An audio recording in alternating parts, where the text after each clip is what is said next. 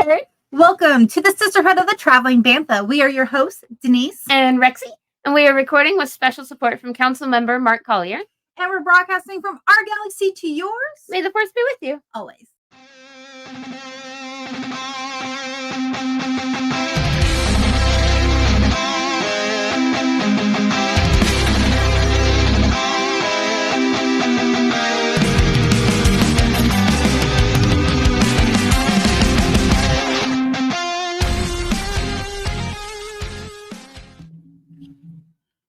Hey, Ed. Oh my gosh, you guys, what is up?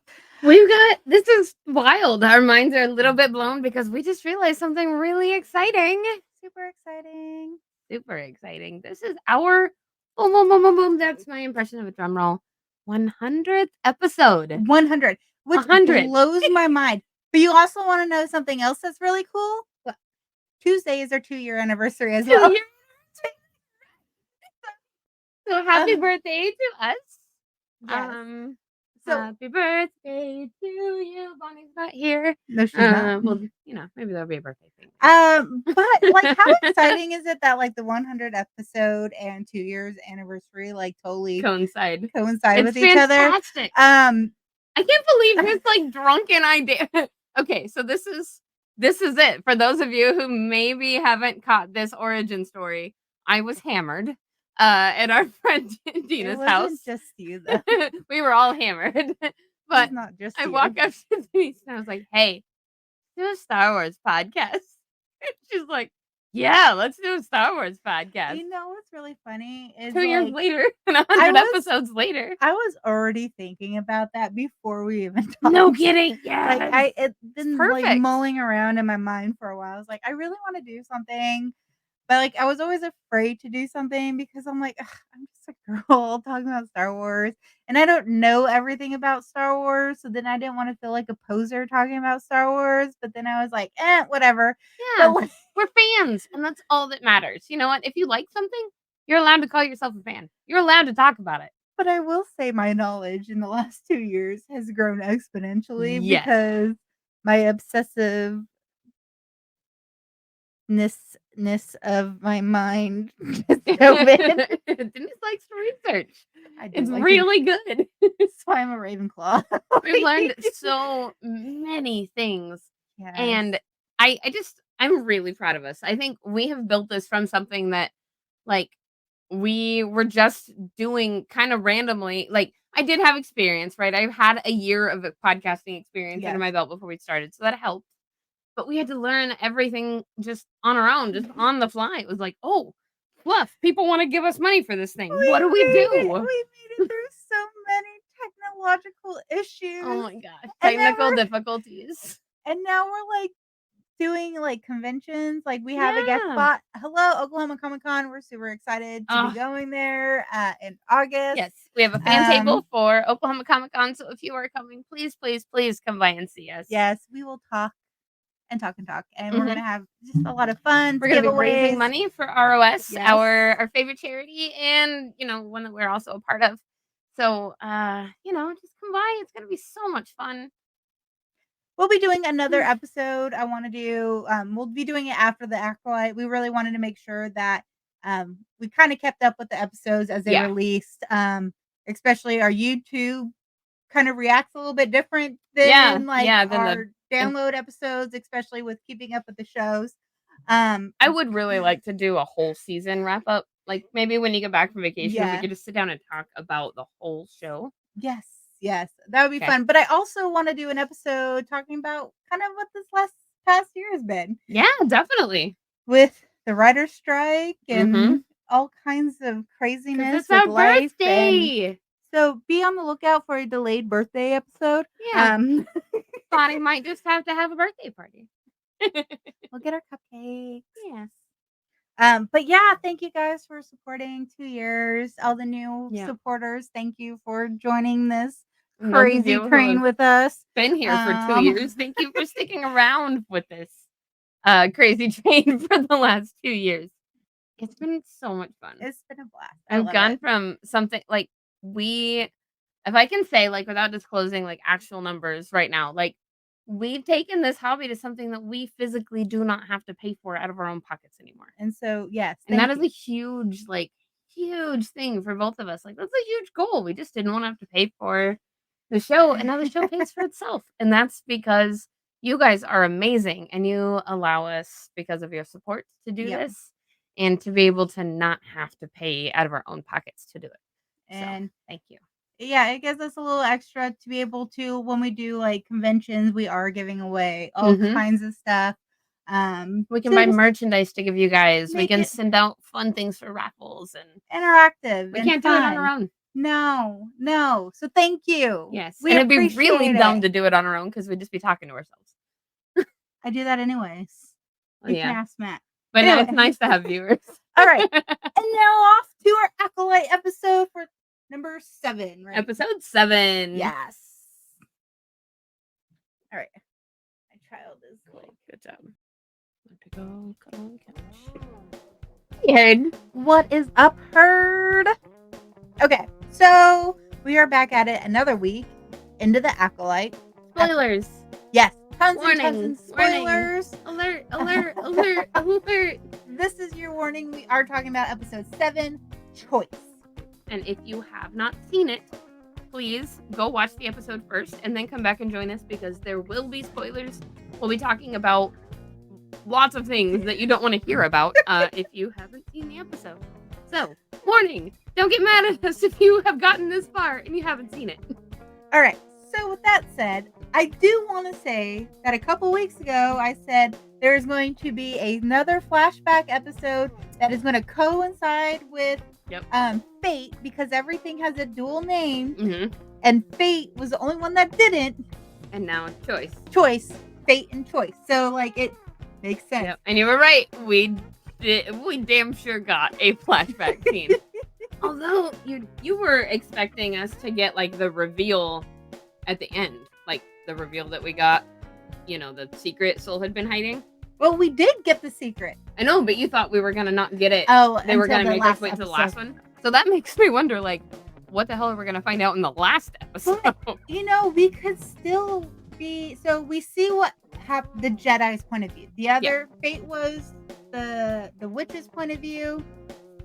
Choice is the Jedi's point of view. Yeah, but and for all it's we know, the same scene. We see like from when Soul sees the girls in the forest, and Corinne comes in, and somehow none of the three of them sends him back there, which I find very strange. But then he follows them. Yeah. And we see like him watching the girls, and he rushes back to Indara. I still think though, I was excited about, by the way. But going back on not getting the reveal until the last episode, for all we know, in the last episode, when Soul tells his side of the story, it could be a whole completely different point of view too. Because which Jedi are we watching this from? Yeah, we don't know. We don't know how his guilt affects how he's going to perceive that story and tell May that story. Yeah, because we don't. We've seen the flashback. We got to see what actually happened, but we haven't heard his words on it. You're right. Yeah. I was really happy about getting more Indara and Kelnaka in the flashback. Yes, and Torben. Yeah. It wasn't just. I wonder if we were seeing a lot of that from Torben's point of view because we saw inside his mind when she that was kind of hijacked his brain for a minute and was talking to him. That was crazy. So okay, yes, we get this flashback episode. Let's kind of dive into some of these scenes, or characters. I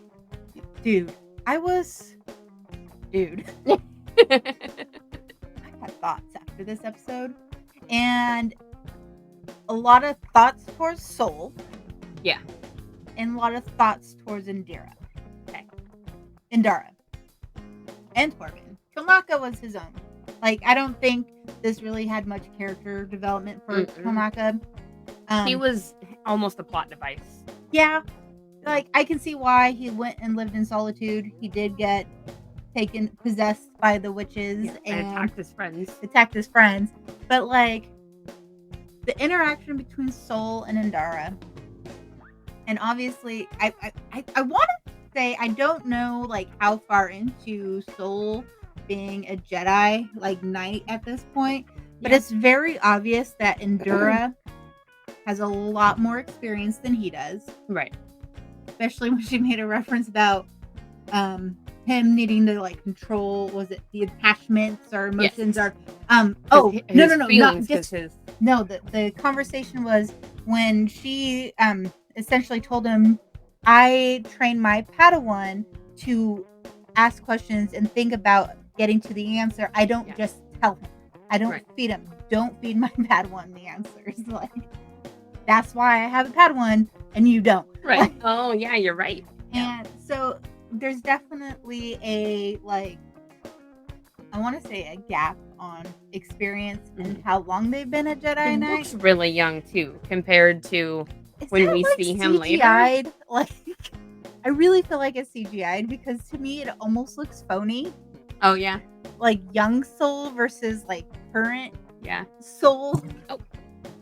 Um, but it's very interesting. Like,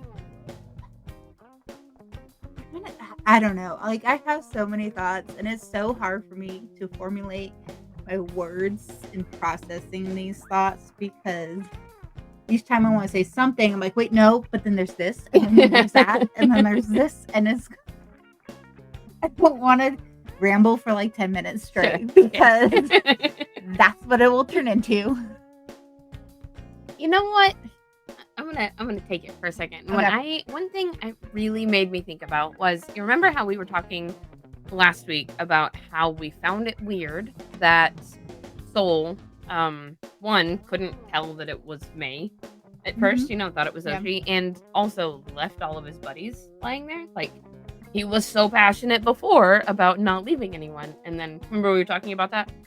Okay, well then the episode we just watched shows us that he had just done like major battle with a freaking Wookiee. So I mean, all the other fighting that had taken place, plus he also just did battle with freaking Kilnaka, and a Wookiee already is like a pretty formidable opponent, and then you have a possessed Wookiee, right, with like witch magic behind him, even more fearsome. So I'm kind of wondering if it wasn't just shock, but if maybe he had like a concussion, like maybe he was actually injured and kind of just completely Oh, exhausted. after the fight with Yeah. Mir and Well, no, after Kilnaka. When we see him fighting with Kilnaka, mhm. um and then or sorry, not I got my scenes mixed up. But why he didn't try to hold up the girls in the Oh, bridge. oh no, I I'm wondering if he's like 100% just no. brain. I No? do not think because he had it is. I'm gonna cut out that ramble for a minute because I got my scenes totally mixed up. I think he knew what he was doing. Oh, He yeah. had such a connection to May. Like he told Indara, May's supposed to be my Padawan. Like she's not supposed to be here. Not May, Oshi. Yeah, he has such a connection with Oshi. He's like, she's supposed to be my Padawan, and Right. like Indara's like, that's not how it works. He's like, no, she's gonna be my Padawan. So when he tried to save them, I think he realized. I think he was just tired because it takes a lot of strength for a Jedi to hold up not only one but two people and two bridges at this point. Because we see They're split. in the cartoons, like it would take like 3 Jedi to hold up 2 people. It's not Right. And we have him as a young Jedi, even by himself, trying to hold up a collapsing bridge. 2 people, 2 bridges. I think he realized he was gonna. It was either he just loses that strength in both of them. Mm-hmm. I think he made a decision to go after Oshi, and I think he let May. Because I also questioned, because remember when we talked about it before, I was like, why didn't he like stop and grab her or use the force to grab them as they're falling? Why did he grab her by her hand? Yeah. At that point, he was so force exhausted. Like that was the only thing he could do. Like we saw him just drop, and he went and he chose to stop Oshi before May. Well, I agree with part of that, but I wonder, I agree with the, him making a choice because he's exhausted, but I think the fact that he was exhausted played into, like, the decisions he made. I think it mentally, like, changed his decisions. Like, had he not been so completely exhausted, he may not have tried to hold up that bridge. He might just let the bridge go and just tried to hold the girls. But he was like coming off of major battles. He's emotionally distressed. I think you're more forgiving of him than I am. I am pissed at his soul. Yeah. I am so mad at him. I am pissed, but for the other things that we found out that he did. There's other things, but that stabby stab pissed me off pretty good. Whole scene, I always felt throughout that entire episode that he just did not care about May as much as he did Oshi, and when it came down to it, it was only about Oshi and not about May. Because he see that because she's the only one he ever talks about. He only talked about Oshi. He did not talk about May. Oh, damn. That feels real icky if he was just like, fuck it. I'll bleep that out. It was just, he was like, hey, I have to sacrifice one. Yeah. I'm going to sacrifice May, who wants nothing to do with us, who despises the Jedi. So I'm going to go after. And there's Oshi, who is like dying to be a Jedi. I want to be a Jedi. I want to be around other kids. I want to do this. Yeah. And so, yeah. I think maybe I am giving him too much credit. I was so mad. I was like, you mother trucker. Now that was me after he stabbed Mother Anastasia. Like, she, I get the fear response. Like, I get the, oh God, is she about to attack us? Right? Yeah. Stop the attack. But he didn't know what was happening. Like, all he saw was her start to vaporize. Nobody was getting hurt. He just saw, the smoke. You know what they're going to do when they're vaporized? Right. And that's what I'm saying. The fear response makes sense. The fight or flight. But on the other hand, you're supposed to be a freaking Jedi. Like, you were supposed to be calm and logical and rational and not act out of emotion and fear. But at this point, he acted out of fear. Mother Coral was already being super aggressive towards the Jedi and already attacking. And then all of a sudden you see this other witch, which they already know is powerful because she could get into the minds of the Jedi. She had just possessed Torben. Yeah. So I guess they hadn't been privy to any of the conversations that she had been having with Oshi. Mm-hmm. So all they see maybe is just the aggression. And then somebody else brought up that point, like, she was going to let Oshi go. Mm-hmm. Why didn't the Jedi sense that? Right. And I think it was the fight or flight. The magic, maybe? Like, maybe their specific brand of magic doesn't allow the Jedi to sense much about them? Possibly. Like, they have blockers up because we know people can keep Jedi out of their mind. Mm-hmm. And so, we know also and Sith have done some just, Force abilities don't work on them. Well, I think they toy more with the dark side of the Force. And I think it could, maybe it's one of those things where the Sith are very known. The Sith are known for being able to block their thoughts. Yeah. We see Khmer did that when he ran into all the Jedi. Mm-hmm. Palpatine did that. Yep. Like, nobody sensed it. Like, maybe he was right in the middle of everything and nobody knew it was him. Maybe they have that training to keep people out of their mind. They're so secretive and closed off. That would make sense. That they would learn how to do it and then teach the rest of their coven. And that's why nobody could get in. Or maybe that's why he didn't know that she was going to let Oshi go. Yes. I did read an interesting theory about that, though, today. Yeah. Okay. So you know how with the Ascension they talked about Mother Anastasia tells the girls they need to walk through fear to become themselves. And then somebody was talking about that maybe like Mother Anastasia knew that Oshi wanted this path and May wanted this path, and that her letting it go would lead to like kind of the destruction of the coven and forcing the girls to walk through their path of fear. Oh, yeah. That is their ascension. I was like, ooh. That would make sense because that would be big. Cool. Like, because if they're going to walk through fear and they're with their coven, they're never really going to walk through that fear. Mm-mm. But they're not alone. They have backup constantly. Losing everything. Yeah. And May's apparent biggest fear is losing her sister. Yeah. And May, I don't know, Oshi, I don't know how it would tie to Oshi, but I thought that was a very interesting thought process on that, especially walking through the fear. I wish I would have wrote it down, that the interpretation Because Mother Anastasia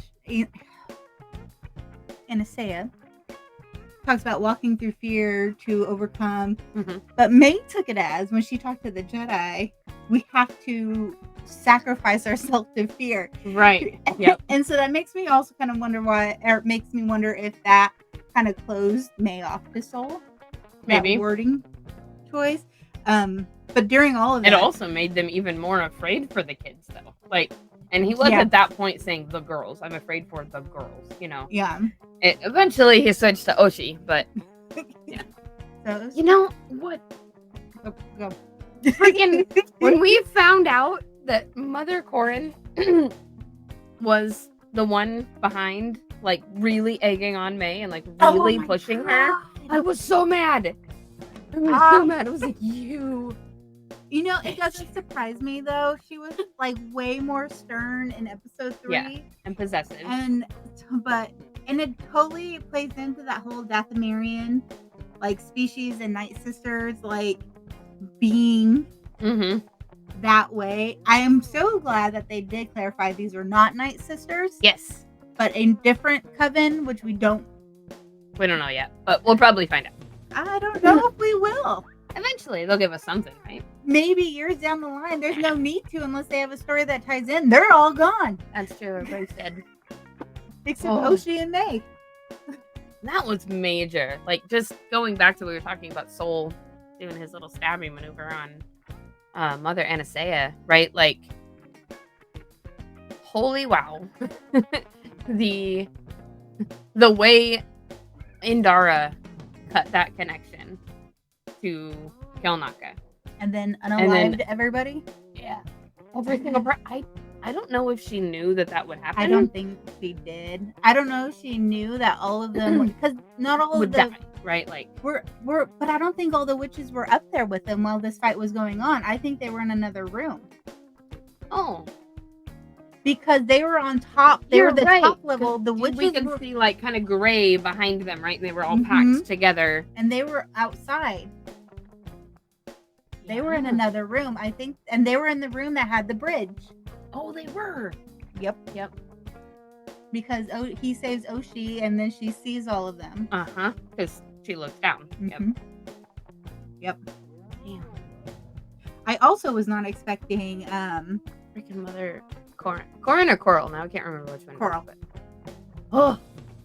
But she pushed things so far. Like, she had a lot. May would have probably still been pissed and, like, maybe thrown some type of temper tantrum, but I don't think it would have been that. I don't think it would have gotten that. No, it wouldn't. Everybody would not have ended up dead. I don't think any other witch there could have possessed Kelnaka like Coral did. I don't think so either. I think she's a very powerful witch. Like, somebody said, Anastasia probably could have. Yeah, she's somebody. You know, talking about the witches being in another room. Somebody else that was in the Discord said, I don't understand how just a witch could possess Kelnaka. And I was like, I didn't catch it till the second time. I was like, it's because the other witches were like in him as well. Like, yeah, the control. Like, they all joined one like mind. That brings me to another and interesting theory that I read today about. So we hear a lot about born as two but always one. Yeah. Power of two, power of many. I read a theory that when Mother Anastasia and Mother Corrin made Oshi and May, you know, because they, like, made them, right? The virgin? The virgins. Yeah. The Force virgins? Yeah. Did you read this too? No, but I'm going to tie back to that here in a second. So, that they had potentially used this virgins in the Force to create the girl. And the two girls being not earthly, you know what I mean? Yes. Like, being made in some otherworldly fashion. That they were to inhabit the literal power of every single one of these witches in the coven. Eventually, it would have been down to just May and Oshi, with the power of many as the power of two. Oh. I don't know, but I think that's really interesting thought that Now we'll never know. I'm saying, yeah, now we'll never know. I did talk about the divergence in the Force. Mhm. Did you catch the hyperspace lane convergence drop reference in the beginning? They were talking about that many years ago. So many years ago is in the High Republic. And this is High Republic drop. The space lane crash, remember? Oh yeah. They dropped the They were talking about the hyperspace. Yes. What's it called? Yeah. What's the name of that ship? I don't remember, but anyway, that ship that we read about. Yeah. They talked about it in the beginning of the episode, and then it caused several conversions, and then they were like, "Yeah." I was like, "Oh, it's a tie-in to the books." I love it. It was so great, and it made my little High Republic heart happy. Oh man, happy! Because I've been waiting for some more references to the High Republic, right? Because I feel like this whole show is right. Like it's the end of it. Like we should be getting something from their history. Well, at least we got the yellow. Yes. Robes. Yes. Like the High Republic. I'm happy about that. But can we talk about Endara? I got a lot to say about Endara. Yeah. I am so glad they did not do her dirty. And they totally redeemed her, because in episode 3, I was like, man, she's kind of a meanie head. While talking to these witches, and she's like, right. We have the authority to test the girls with your permission, of course. But like, the way she just bursts in and is like, they like almost painted her as the bad guy in the Jedi. Yeah. But little did we know it was so. Ooh, talk about throwing people off. Oh my gosh, I know. It was like everybody's rooting for Soul, right? Because he's like this super empathetic character. Or sympathetic character. But then you find out, like, yeah, it's not. He's just chasing down what he wants, basically, and that is to be able to train Oshi.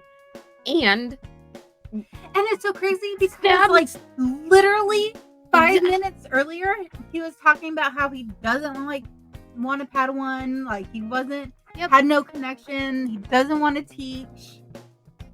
And now he's, like, ruining a coven. To get his hands on Oshi. And so, but I'm so glad that, I mean, she wants to go. You know, it's not like they're gonna hijack her, but yeah, but man, he pushed so hard. And this is like a good reason as to why there's protocols and they don't recruit at an older age. Right. Case in point, Oshi and May. Yep. So, like, I love the fact that Indira was like, she was like, don't go back. Don't interact with them. We're here to just research. Let them be. We don't know anything about them. Which I think is more of the Jedi. So yes, Jedi are supposed to make contact with people and help them. But I think at this point, because they totally thought the planet was uninhabited. They weren't there to interact with people. Their sole purpose there was to see if there was anything with the Force. Right. Which I guess there was with the twins. But so it led them to there. But yeah, they weren't there to interact with people. They were there to watch and research and observe and, you know, study the planet. They definitely could have made contact in a friendlier way that also might have avoided a lot of this. And he just was so persistent, wasn't listening to like the higher in command. Like, he was like, I'm going to do what I want, when I want, and how I want it, and I'm just going to go sneak off. Oh, I can't get in. I'm just going to kill a wall. Yep. I'm going to figure it out. I'm going to break it in. A little breaking and entering, yeah. Like, it's just typical Tuesday. Everything he does at this point just seems so against. Right. Just selfish. Like, it's what he wants. And, like, yeah, he sees them training, which I thought was really cool that we saw that point of view up there while they were training. And then in the episode 3, we saw Mother Coral get up and walk away for a second. And that was because she heard something or sensed something. And it was him hiding over there in the shadows. And so I thought that was pretty cool. Like, throwback. Yep. But I like the different vantage points. I think it's a lot of fun. Man, I'm so mad at Corrin and Soul. Both of them are just like want to etch a sketch them. I don't. So messed up so bad. And it's so crazy. So many people died as like almost a direct result of and it's so crazy that then Soul goes back and he's like, oh, well, they're doing and again, and Indira was like, they're too old. We can't do this. Right. Like, leave them alone. And he's like, I don't think she contacted the High Council. I think she just straight up told Soul no. Oh, yeah. That was definitely the vibe I was getting. But the council would have said the same thing, I think. Like, they were their own entire culture. The girls were, I don't know how old they were, but like 9 or something? Yeah, 9 or 10. Like, they were Anakin's age. Yeah. And the girls are also like, another point. Very in deep, like, involved with their culture and their ways. Like, another 9-year-old Anakin that didn't go right. Like, recruitment. Cautionary tales not listened to. But like, I don't think Indira called the High Republic or the council at all. I don't think she did either. She was just like, it was like, I know what I'm talking about, because when they did describe Indira, like, she was very by the book. Yeah. Very strong. She knew how things are supposed to be. Mm-hmm. And but yeah, she was like, they're too old, Soul. We can't take them away from their family. We cannot disrupt their life, their lifestyle. And even like, she said something about, like, don't disrupt this child's life, or don't disrupt this girl's life, something like that. And he was like, no, she's supposed to be my Padawan. Or like, you just want what you want, and you made such a big freaking mess. This makes sense why they don't want him to get emotional. It does. It does. This is why they don't have attachments. Yep. At least these kinds. And that's another thing. I know we have always been so mad about this no attachments thing. But reading and getting into the High Republic so much, you find out what they meant initially about the no attachments. Yeah. Like, you can have friends, and you can, love your fellow, like, Jedi and your buddies, and you can even have, like, relationships with them. But the minute it starts to be, like, super, intimate, us against anybody else, whatever, then it's like, no, we'll just separate you. Yeah. Send you off. But they're like, they want you to love and have compassion. They are human, but not all of them are human. Right. They are sentient. Mm-hmm. But this just shows, like, that rash attachment disrupted this whole, like, whole coven. Your battery. An entire line. Its battery saver's on. Oh. But it just blew my mind. And in Dara, like, even like when Soul went back to go, like, knowing now that interaction during the Ascension, like, Indira did not want to be there. Mm-mm. She did not want to have this conversation, which now explains why she was so cold in that interaction. Right. Just brusque and just like, I don't want to be here. This is Soul's fault. I'm mad at him. I'm here cleaning up your mess. Yep. Like, and now that I am in this deep, we need to test these children if you'll let us.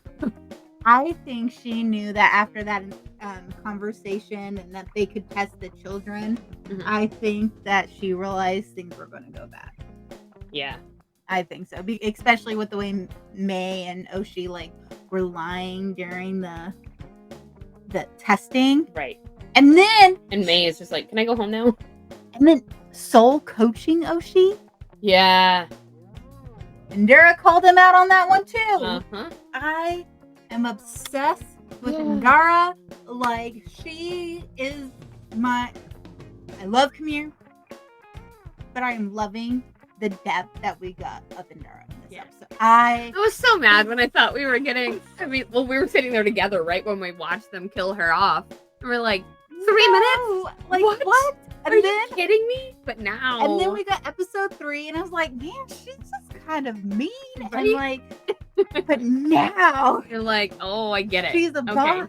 She's trying to hold stuff together. She's trying to keep people out of trouble. She's trying to keep people alive. Like, she's got, Soul being a renegade, just like doing his own thing. And then she also has her Padawan who's like, I want to be on Coruscant. Right, I don't want go to home. be here. Like, oh, this is just dumb. Let me go back to the archive. Well, some people were comparing that, like, his kind of, like, personality to, like, Anakin almost. Oh, yeah? Because Anakin didn't like doing those type of missions. Like, he wanted to, like, be in things. And yep. He wanted action. He wanted to combat. And, you know, he wanted things to be exciting. He wanted to be in the bustle of the city, not the mellow of the forest. Right.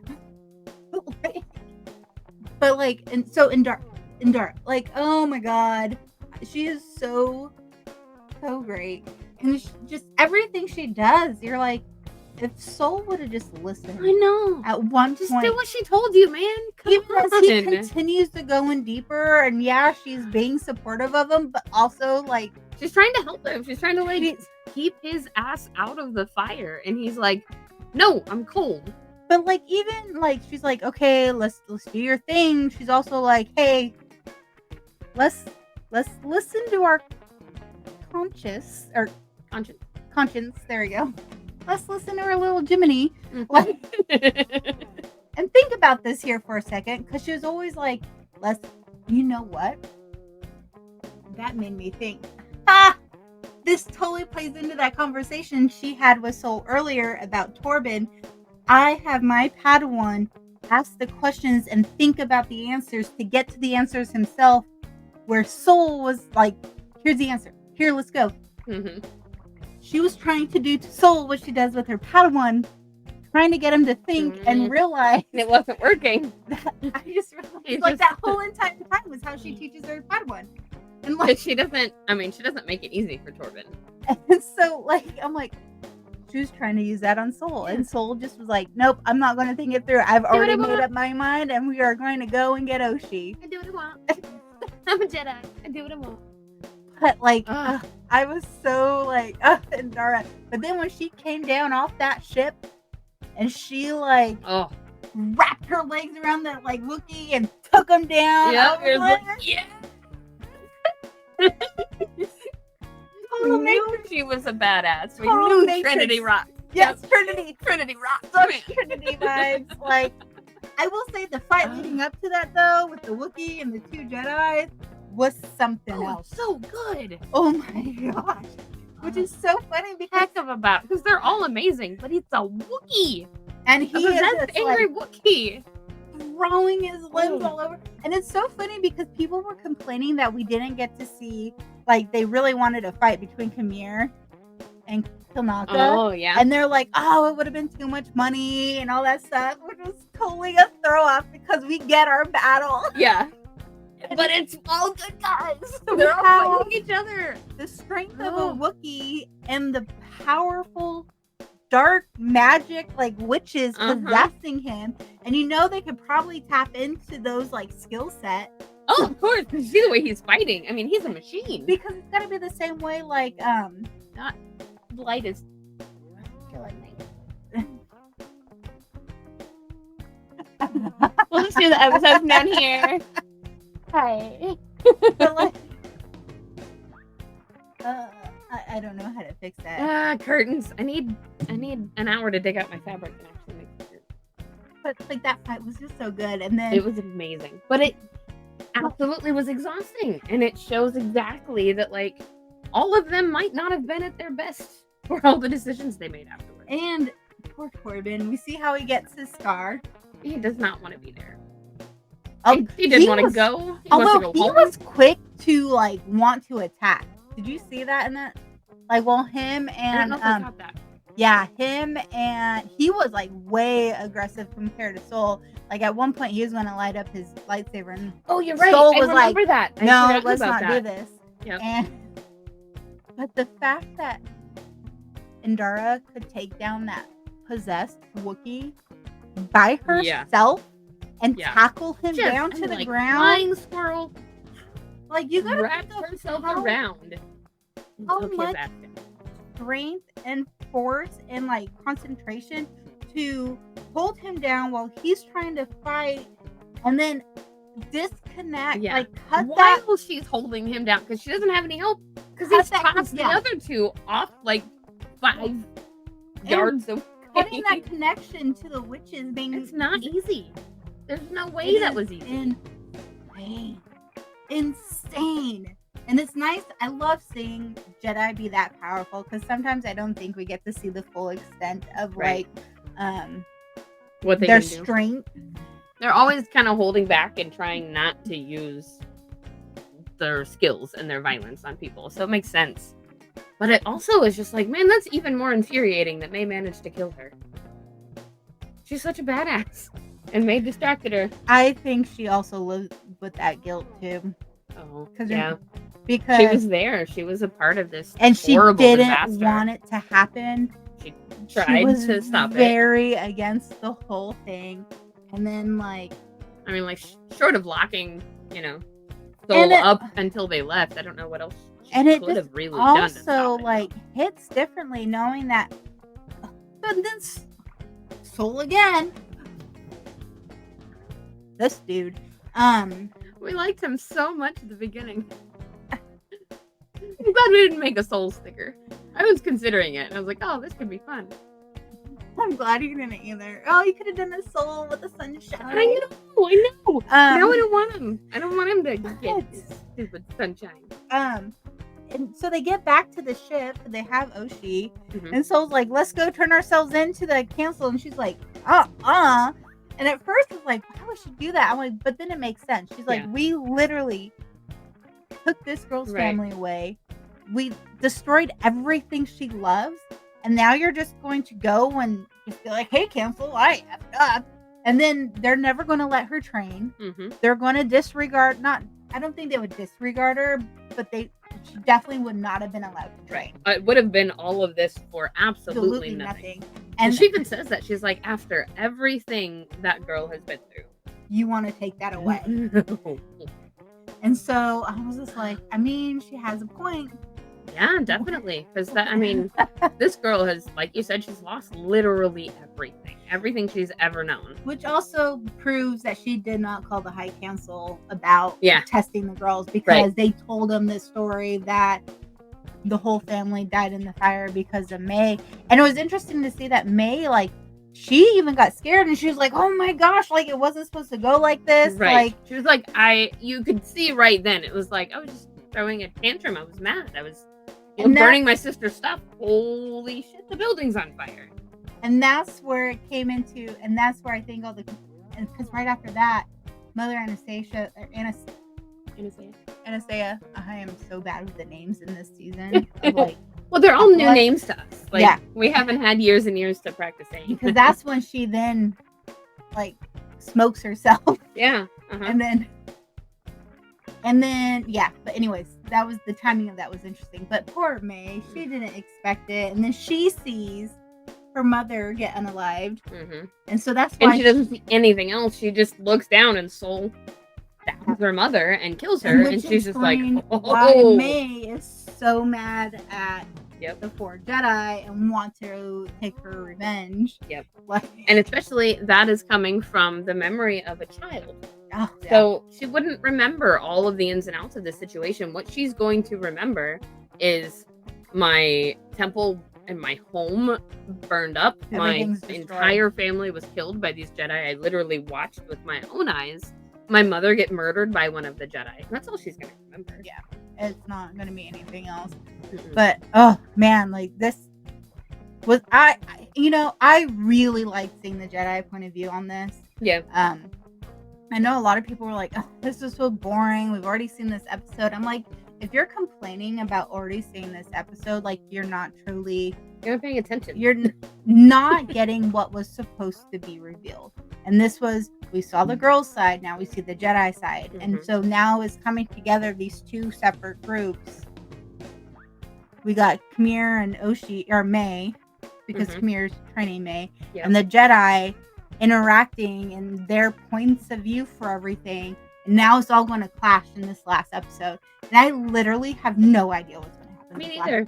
I thought a lot of what we got in this past episode in Choice was what we were gonna get in the final episode. So now I don't know what to expect. It answered a lot of questions for me as to what happened, and now seeing both sides and how one thought they were doing good because they thought the children were in danger. Yeah. May just thought they were coming to take them away and then destroy their family. Mm-hmm. And so I'm very curious because in this last episode, we got Oshi with Camille, May tied up with Soul, who's going to tell her what really happened. Mm-hmm. We've got Indara, who dead. Well, yeah, but in the flashbacks, we have Indara trying to deal with all of this mess, and we find out she tried to stop it the whole time. And then we have Vernestra chasing after Vernestra trying to find Soul. Yep. And she's like, well, I know where he is. I sent him there. So now, well, she didn't know he left for the home to go back to the planet. That was a previous. Yeah, she knew where he was, and he was gone by the time she got there. So now she had to, like, he was sitting. That's right. Because now she's like, because they were sitting above the planet. I'm gonna go get him. I'm gonna go find him. They were sitting above the planet, and she's like, "Don't leave," and he just zooms off.